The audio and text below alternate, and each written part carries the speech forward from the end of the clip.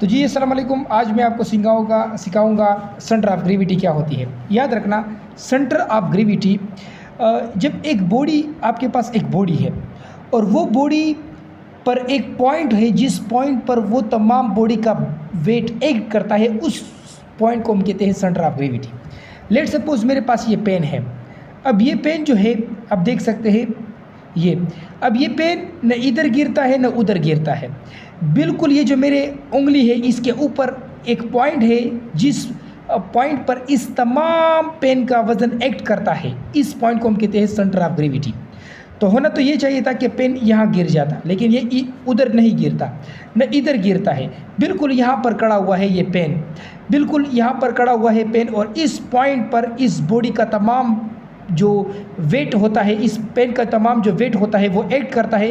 इस पॉइंट को हम कहते हैं क्या? Centre of gravity. आप देख सकते हैं यहाँ पर जो अर्थ बना हुआ है पेन में, तो इस पॉइंट पर इस पेन का तमाम वेट जो है एक्ट करता है। इस पॉइंट को हम कहते हैं सेंटर ऑफ ग्रेविटी। ठीक है, तो क्या होती है centre of gravity? The point where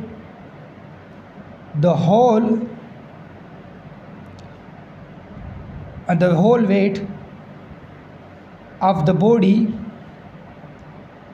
act, that point पर क्या होती है? सारा का सारा बोझ होता है, उसको हम कहते हैं क्या? Centre of gravity. ठीक है, इसको हम कहते हैं सेंटर ऑफ ग्रेविटी। तो वो पॉइंट जहाँ पर बॉडी का तमाम जो वेट होता है वो एक्ट करता है, उस पॉइंट को हम कहते हैं क्या? Centre of gravity.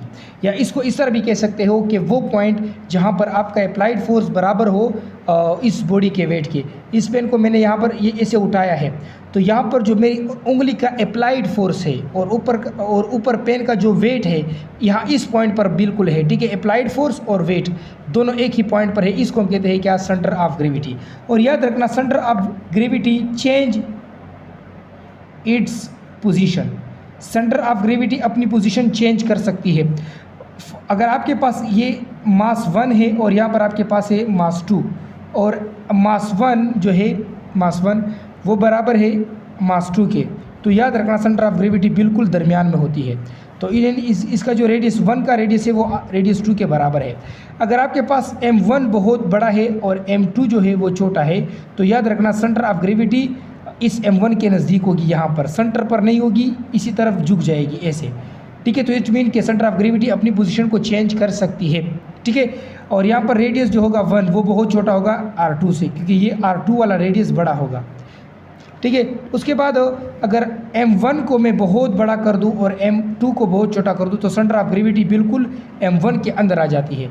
अब सेंटर ऑफ ग्रेविटी बिल्कुल m1 के अंदर है। ठीक है, सेंटर ऑफ ग्रेविटी बिल्कुल m1 के अंदर है, और इस बार जो रेडियस 1 है वो बहुत छोटा है रेडियस 2 से।